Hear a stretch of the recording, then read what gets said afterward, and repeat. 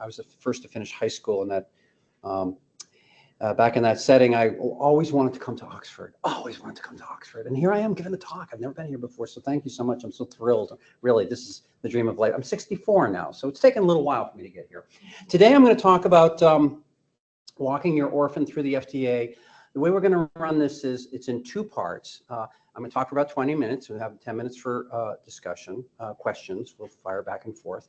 Hold your questions if you can until that'll be the first part. Then we'll have a little break, about 15 minutes or so, and we'll come back, okay? Come on time, please. And we'll have another 20 minutes rapid fire about, the first time we're going to talk about the orphan designation itself, and the second part we're going to talk about all the other aspects of drug development at FDA. So again, thank you so much for having me here. Oh, I'm going to see if I can work this out. Okay, so this is me. Yeah, you heard that. I'm a pathologist, epidemiologist. My last gig, I ended in 2012 at FDA. I signed off on a bunch of stuff. Then I became a consultant. I sold my consultancy in 2017, my first consultancy, to IQVIA, this little company. Well, actually, a very large CRO. They bought it. It gave me a tidy sum, but I had a 4-year non-compete, discovered that we don't just work for money, we work for meaning, and you all are doing really cool stuff, and I wanted to be engaged, so I came back, started another consultancy in Boston from 2021, so we've been about 3 years going now. Okay, so today, again, two parts. We're going to start off with the FDA Orphan Drug Designation. This will be in the typical journalistic style: who, what, when, where, who, where, why, when, what. That's the order in which we're doing it. And most importantly, how do you get this thing? So we'll talk about that. We'll talk a little bit about the EMA orphan designation and new rules at the MHRA, as curious as they are. And I'll just make a quick mention about the Office of Orphan Products Development Grants Program, which some of you may be interested in for developing clinical trials for rare diseases. We'll take our questions and answers. So save them until then. If you got an idea, write it down, stick it in the back of your head. Second part, we'll talk about marketing, everything else you need to do to get your product out in the market. We'll talk a little bit about the anatomy and the physiology, for that matter, of the Food and Drug Administration at the US. We'll talk about meetings at the FDA, really important. What are these meetings, why to do them, and a little bit of their philosophy. We'll talk about some other special important designations like fast track and breakthrough. A fair bit of time will be spent on endpoints. These are the real soul of drug development. How do you know that a drug works and that it's safe? We'll talk a little bit about accelerated approval, a little bit of a misnomer there. It's really not just about speeding up, it's about the endpoints. And we'll talk about what we call the 505(b)(2) process, which is a way to leapfrog over some of the requirements because some things are already known that you can reference. Okay, so let's just dive right in. Part one, the Orphan Drug Designation. Okay, who was involved in this? Henry Waxman was a representative from California, a very prolific one. Abby Meyer was a self-proclaimed housewife, and it was impolitic to say this, she would call herself this, a housewife from Danbury, Connecticut. Abby had a kid who had Tourette's syndrome, and it was really debilitating for him. And she knew a number of other moms who had kids with rare diseases. At the time, nobody wants to make a drug for a rare disease. Why? There's nobody to sell your stuff to, okay? It doesn't make any sense to go invest millions of dollars and you know you're not going to get it back because you know that it's a rare disease. Why would you do that? So the solution, they had a couple of options. They could have just made it easier for drugs for rare diseases to be approved, but then you get crappy drugs, right? You get things that don't really work and you get things that really aren't safe. So the solution instead was to keep the standards the same. So rare diseases, common diseases, whatever, they should be the same standards that are held, but offer economic benefits. And that was the genesis of the Orphan Drug Act of 1983 in the US. Now, it has been an amazing success. It's very peculiar that our Congress, which is so dysfunctional, should approach a problem and it actually come up with a solution, and somehow it actually worked. It's very peculiar in American politics. But in 1983, we had like 12 drugs for people with rare diseases. Today, we have almost 1,300 drugs for people with rare diseases. In fact, about 65% of everything that the FDA is approving right now is an orphan an orphan drug, and orphan designation is the start of that. So in 2024, it's 26 out of 50, but over the longer period, it's been even higher proportion. It's probably just a shorter number. Okay, and this is an idea that is caught on around the world of making special economic benefits for orphan drugs all over the place.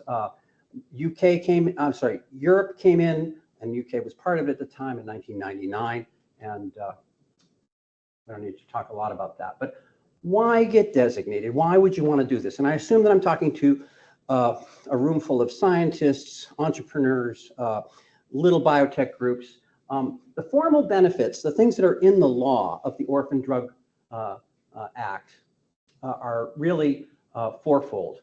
Exclusivity that you get for that drug, for that indication, for different periods of time. In the US, it's 7 years. In the EU, it's 10 years from the time of marketing authorization. So you get this exclusivity, which is a form of market protection for a period during which FDA promises not to award anybody else that same authorization, and they have a monopoly on drug approvals. So it's better than a patent, actually, which have to be defended by patent lawyers. They sometimes win, they sometimes lose. You also, from the time of your orphan designation, you get to collect some tax credits. Now, for most of the people in this room, and even for most of the people in US audiences, it doesn't mean a hill of beans because you're all just hemorrhaging money. You know, you're not getting any revenues to apply to the tax credits, but the people who will eventually buy you, and trust me, probably nobody here is going to take their drug all the way to selling it directly to the consumer. That's not going to happen. Somebody's going to buy the product of your work. They actually do have revenue, so they like tax credits. So you should get your orphan designation as early as possible. You also don't have to pay fees. There's a fee when you put in your application. Hello, FDA, would you approve my drug? Here's my safety and efficacy data. They'll say, please hand me $4.5 million. You don't have to pay that if you're an orphan. And lastly, there's some peculiar pediatric rules that you don't have to follow if you're an orphan drug. So those are the things that are in the law. But what's not in the law is actually even better, because if you go to these big biotech meetings like I go to at the JP Morgan in San Francisco, or the bio meetings that are coming up in Boston, you'll find that there are all kinds of investors there looking for opportunities, places to put their money. And they know that if you've received orphan designation, your product is instantly worth more. You have access to this very, very special pathway. And the trials, if we compare, now this isn't in the law, but if you take orphan drugs that have been approved and common disease drugs that have been approved, you'll find that the trials are much smaller. The FDA recognizes that. They are faster. There are fewer of them. For common disease drugs, you can expect to do certainly more than one pivotal trial, more than one phase 3 trial. But for about half of all orphans, only one has been the basis for market registration, and ultimately cheaper, right? So this is an easier lift. If you're going to go out and make a drug for Alzheimer's, you're going to have clinical trials with a lot of people. If you're going to make a rare disease for a drug for some rare disease, it can be measured. There's no specific rule about it, and there's no equation that equates the population size to the size of the clinical trial, but it's going to be much, much smaller. FDA has full authority on how large that will be. So consequently, it's easier to get funding, which I expect is of interest to most people in this room. When do you get designated? People asked me that a couple times in the lunch session we just had. You should get designated as soon as you have the evidence to meet 2 criteria, and we're going to talk about how to satisfy those 2 criteria. One is what we call the medical rationale criteria. Now, I know I got a lot of brainy scientists in here who are thinking about their mechanisms of action. That's not what I'm talking about. I'm talking about some in vivo data that shows that the animals who happen to have a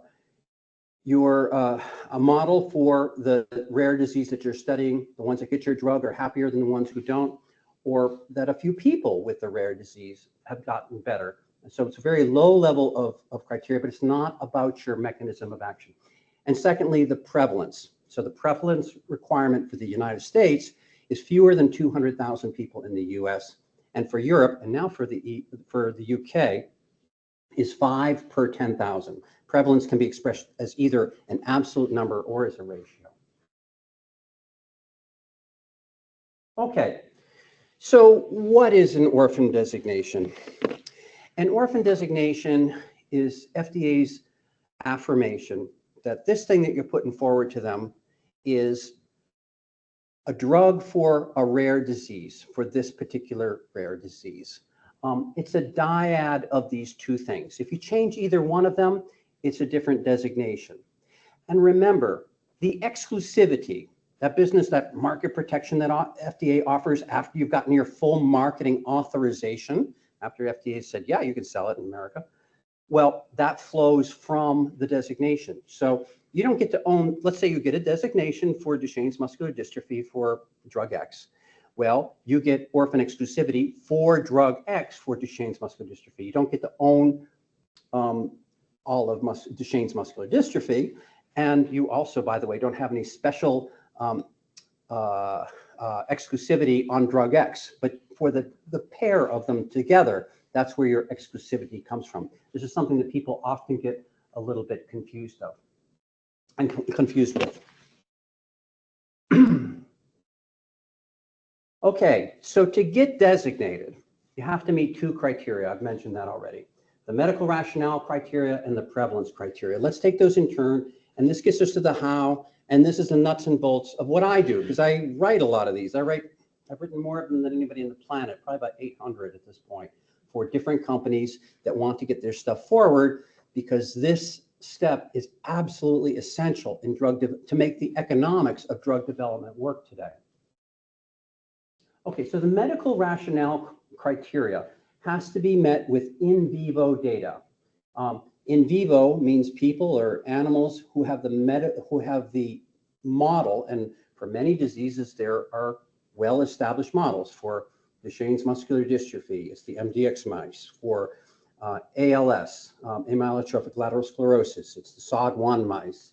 For idiopathic pulmonary fibrosis, it's the bleomycin mice.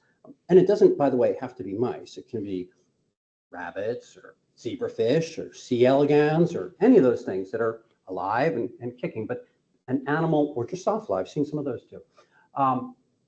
You have to either have some clinical trial data that are positive, but you don't have to have clinical trial data. You could have just a couple of cases where people have done well. Individual case reports are completely adequate. What we're looking for here is promise, not nailing down efficacy, but what is the evidence that there is promise that this drug is here for a rare disease. It's going to work on that, or an animal model for the rare disease. Now, what doesn't work is you've got this great story about this gene, this oligonucleotide, this protein interacting with that protein on this receptor and all that stuff. Those are nice stories, but frankly, the FDA doesn't care about your mechanism of action. They care about two other things: safety and efficacy, and nothing else. If you've got magic fairy dust and that's how it works, that's okay, so long as it's safe and effective. The data have to be on the drug itself. Remember, orphan designation isn't for a mechanism of action. It's not for a target. It's not for a receptor. It's for this particular drug itself. Okay, so it has to be on that same drug, not a drug in that class that happens to work through that mechanism of action, that same drug itself.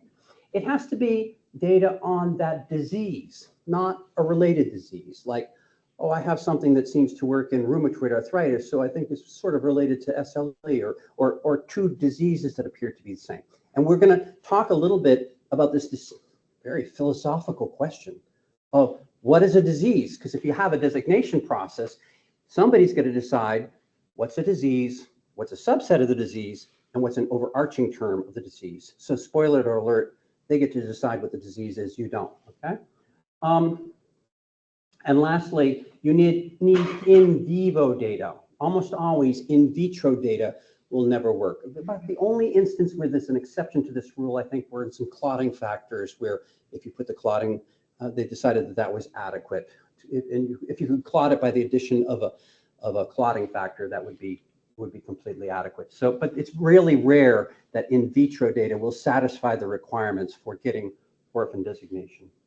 So there's medical rationale criteria, and Then there is the prevalence criteria. Well, you might ask, is there a list of all these rare diseases? Well, yeah, you could go look them up. There are a couple sources for people who claim to have risks, but there are no lists which have any regulatory importance which FDA recognizes.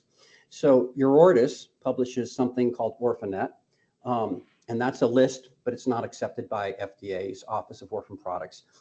The NIH's National Library of Medicine has a list, but likewise, that's not accepted. Every application stands on its own, and it's what you send in. So it has to be fewer than 200,000 people in the US or fewer than 5 per 10,000 in the EU or the UK. So as the US population has grown increasingly, our criteria becomes increasingly restrictive and rarer. But that's not the case in the EU and the UK, which does funny things with its population, like bring in the Eastern Europeans, and the underlying population keeps changing. So there is no one place to look up the prevalence. Basically, the application for orphan designation requires that you build a quantitative story from what's out there in the medical literature. Imagine if you were my ex-employees at the FDA and you get an application for some wacky, crazy, unusual, rare disease, and they don't really know what it is. What are they going to do? Go to Dr. Google and say, prevalence of this disease. Something comes back, and that's where they start to check the veracity of what you're claiming is the prevalence in the United States. Remember, it has to be the prevalence of cases who are diagnosed, okay? There are many diseases for which we think that most cases are as yet undiagnosed, like HIV. We have at least as many people undiagnosed as diagnosed in the US in official numbers. And the same is true in some rare diseases. And it's the number of people in the US. So malaria, pretty prevalent on planet Earth, pretty prevalent disease, rare in the United States. But your first question is always going to be, when you approach the orphan designation, not what you're trying to develop your drug for, not the special indication.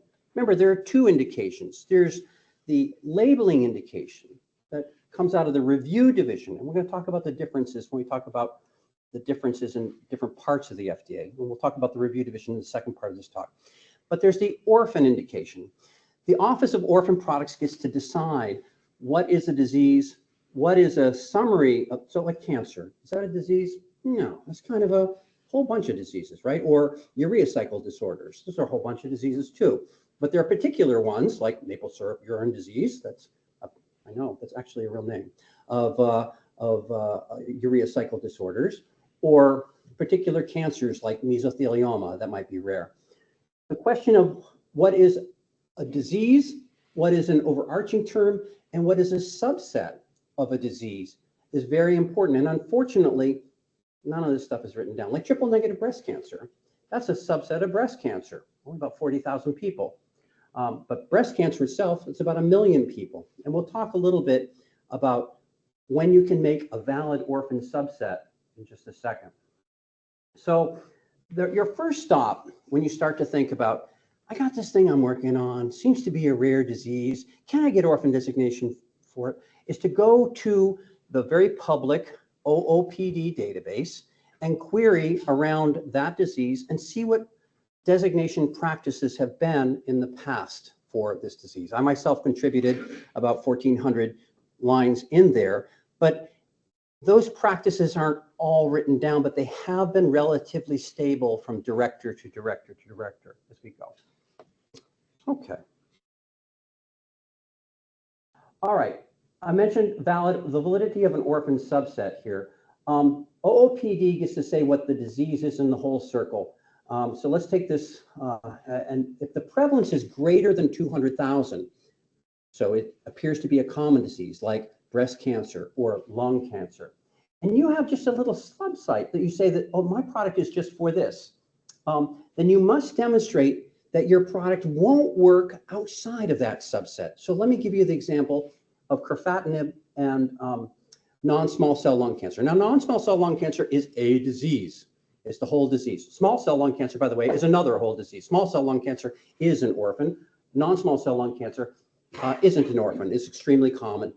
But there are some subsets within non-small cell lung cancer, such as ALK positive, for which tyrosine kinase inhibitor have been developed, and that only represents about 5% of all non-small cell lung cancer. Pfizer was able to establish that that was a valid orphan subset because they demonstrated that their product doesn't work in the other 95% of non-small cell lung cancer cases. That's very unusual for biotech companies to realize that they must demonstrate the inefficacy, the uselessness, the utter futility of treating their product, because we're mostly not in that mode. We're mostly trying to develop things that actually work, not demonstrating that our product doesn't work. But for the purposes of getting orphan designation, which is essential to your economic progress, for some cases where there are common diseases but a valid orphan subset, you need to demonstrate the uselessness of your drug outside of the subset that you're establishing. Okay, so there are lots of unwritten rules in all this. If you've got a range of prevalence, and by the way, if you go to Dr. Google, they're going to come up with 6 different people who come up with 6 different answers to what the prevalence is. It's going to be the highest one. It's going to be the most conservative. US data are always preferable. If you have international data, it needs to be justified in its relationship to the US population. US government sources in the medical literature, your own studies are all fair places to put this. You have to have a number, not just less than 200,000. Cancer prevalence always has to be gotten from the SEER data if you're going to submit something. About a third of all orphans are cancers. If the duration is less than a year, then the incidence is considered as a proxy for the prevalence. So that's what you do if you have a really short-term thing. What matters is the prevalence on the day that you submit, okay? And it's written in the law that if you get, depends on the day that you submit, if it later goes higher, above 200,000, you still get all the benefits of the Orphan Drug Act.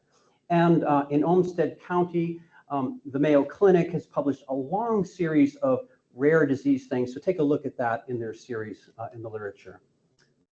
Okay, a little bit about European. Their law came in 1999. About 16 years later, there were several improvements that were included. They don't have tax breaks, but they do have protocol assistance, which in the US we give to everybody anyways for free, but the EMA charges you if you want to go meet with them. If you're an orphan, you can do it for free or almost free. There are 4 criteria for the EU rather than the 2 that we have in the US. They've got the medical rationale and the prevalence criteria as well. They've also got the seriousness criteria, which I never figured out because I haven't met a disease that wouldn't be serious if I had it. But most importantly, there's this critical thing called significant benefit, which is in the EU, you have to show that your product contributes significant benefit above and beyond what's already approved. In the US, you don't have to. If you've got something new, even if there are 12 things already approved, as there are for pulmonary arterial hypertension, for example, then you can get orphan designation. In the EU, they're going to look real hard at and decide whether there's any significant benefit to you coming in. In the US, there would be only one person in charge. He would call all the shots. That used to be me. In the EU, it's the Committee on Orphan Medicinal Products. Everybody gets to have their say. Little Liechtenstein gets to speak up and say what it thinks. The upshot is that the application to the EU is a completely different animal. We do those as well. But they are different. It takes about 10 months for them to review instead of 3 months at the FDA, and expect 3 times the amount of work, basically. All right, and you're probably wondering about what's happening here. They've been kind of slow since Brexit deciding what they're going to do. It appears now that they're saying January 1st, elapsed 2 weeks ago. Before then, everything that you got designated by the EMA would be acceptable for the MHRA. But after that, as in now, the orphan designation in Britain is only going to be done at the very end, at the time you submit your marketing application, like after you got all your clinical trials done, safety, efficacy data, you're putting in for everything. So that's a little bit of a problem, but that's just how it is right now. The UK criteria did embrace the prevalence standards from the EMA and the significant benefit criteria as well. Okay, so in summary, we're going to take some questions here for about 10 minutes. Take the trouble to get orphan designation. If you've got an idea and you're already ready, you put in this application, your product's going to be worth more immediately afterwards. It's going to affect the kind of investments that you can attract. We've already reviewed who, what, when, where, why, and how. There are a lot of unwritten rules, including and especially what's the disease for the prevalence criteria. The MHRA and the EU are completely separate now. And before we go into the second half of this discussion, just remember, don't ever confuse the review division's work, which we'll talk about later, the people who decide you're safe, effective, you can be marketed in the United States, with the Office of Orphan Products, which decides, do you meet the benefits, the criteria and the spirit of the Orphan Drug Act, which entitles you to these extra benefits for people with rare diseases. Okay, and with that, I'm ready for questions. Orphan designation, you can all write one now, I'm sure, right?